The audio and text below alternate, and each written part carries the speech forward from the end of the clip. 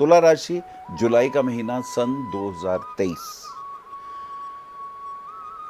तुला राशि जिसका स्वामी शुक्र है, जो संसार के सभी वैभव देता है, ऐश्वर्य देता है, समृद्धि देता है, जीवन के सभी सुखों का, चाहे वाहन का सुख हो, चाहे प्रॉपर्टी का सुख हो, चाहे सुंदर स्त्री की प्राप्ति हो, चाहे संगीत की बात हो, चाहे फिल्म इंडस्ट्री की बात हो, आपका डिजाइनिंग का काम है, प्रिंटिंग का काम है, एडिटिंग का काम है, ज्वेलरी का काम है, आप कुछ काव्यगत लिखते हैं, कुछ डांस इत्यादि का आपका कोई कार्यक्रम है, इस सारी चीजों को, संसार के सभी प्रकार के सुखों का उपभोग का दायित्व शुक्र के पास है। शुक्र बसंत ऋतु है, शुक्र रूप है, शुक्र आकर्षण है।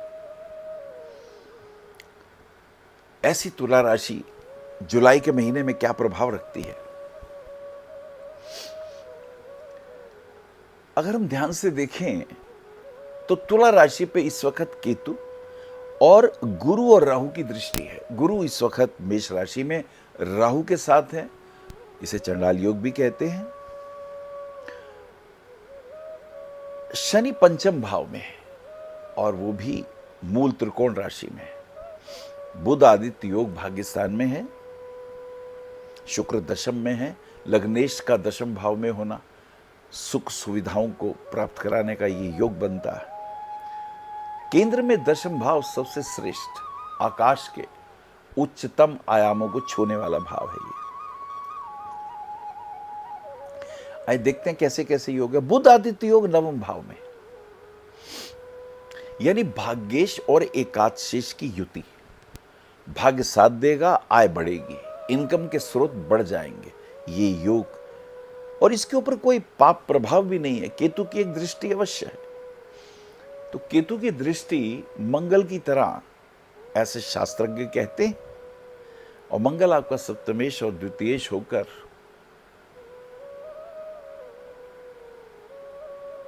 शक्ति और ऊर्जा का भी स्वामी बनता है, तो ये बुध आदित्य योग आपके लिए शुभ हो गया। शनि पंचम भाव में, पंचम भाव बुद्धि की सूक्ष्मता का है। अगर वहां शनि आता है तो धैर्य पूर्वक, विवेक पूर्वक चिंतन देता है, सोच समय के निर्णय लेने की क्षमता भी देता है। इस शनि के ऊपर 11वें भाव में मंगल का एस्पेक्ट भी है। मंगल मार्केश होता है तुला लगन वालों के लिए, हैविंग द लॉर्डशिप और second house and the 7th house, place in the 11th house. 11वें घर में इनकम की तो प्राप्ति होती है, लेकिन ये रोग का भी है, कष्ट का भी है। अत्यधिक ऊर्जा से कभी कभी तेजी से गाड़ी चलाना, अचानक कहीं टक्कर होना, चोट लगना वगैरह वगैरह। मंगल चूंकि शक्ति संपन्न प्लेनेट है, सेनापति है, मंगल ये शनि को देखता है। खेल के जगत में अगर कहीं इंटरेस्ट है तो उसमें कुछ अच्छा कर सकता है। ये योग अद्भुत है। इंजीनियरिंग लाइन में आप हैं तो वहां भी आपको ये कुछ ना कुछ उपयोगिता फायदेमंद दे सकता है। गुरु जो कि तृतीयेश और षष्ठेश है, अब ये त्रिक भाव का स्वामी, छठे भाव का स्वामी 7th हाउस में है, तो ये पति पत्नी लाइफ पार्टनर के अकाउंट में डिस्टर्बेंस, बीमारी और कभी कभी मिसअंडरस्टैंडिंग ये सब देता है। तो इस महीने आपको ध्यान रखना है अपने परिवार में, पति पत्नी के संबंधों में। वो भी इसलिए because Shani is also expecting with this third aspect. Shani की दृष्टि क्या करती है? सुख उपभोग में बाधा पैदा करती है। पति पत्नी के फिजिकल रिलेशन में भी ये समस्या खड़ी कर देती है। आदमी का मन ही नहीं करता पत्नी के पास जाने का, जाएंगे भी तो छोटी छोटी बातों पे विवाद हो जाता है। दैट इज वेरी इंपॉर्टेंट, तो इसका हमें ध्यान रखना है। शुक्र जो कि लगन अधिपति हैं, वो दशम भाव में, दशम भाव में चंद्रमा की राशि में, और जिस राशि में वो राशि का स्वामी चंद्रमा वृश्चिक राशि में, यानी नीचतम राशि में अपनी।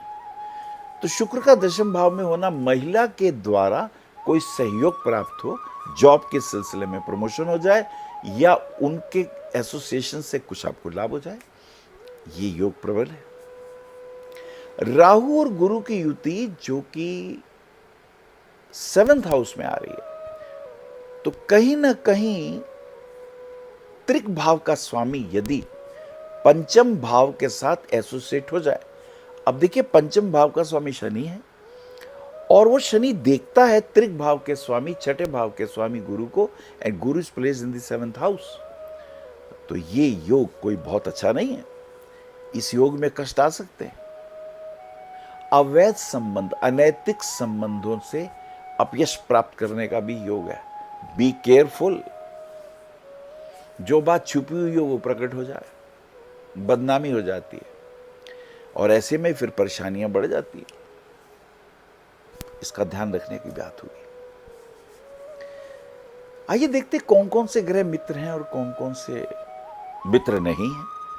तो तुला लगन जब होगा तो उसका स्वामी शुक्र है। भाग्य का स्वामी आपका बुध बनेगा। बुध आपके भाग्य को बढ़ाने वाला होगा। कभी कभी होता है ना, किसी के साथ मिलके 1 और 1 11 हो जाते हैं। ये बुध 1 और 1 11 करने वाला है। बुद्धि से, सही समय पे सही निर्णय लेने से और टाइमली निर्णय लेने के लिए बुध विख्यात है। और जब सूर्य के साथ आ जाए तो सूर्य तो राजा है। तो ऐसे बुध को अपने से श्रेष्ठ व्यक्ति का आश्रय प्राप्त होता है और वो सही मंत्रणा देने में आपके भाग्य को आगे बढ़ा सकता है। यह है कीमती डायलॉग आपके लिए।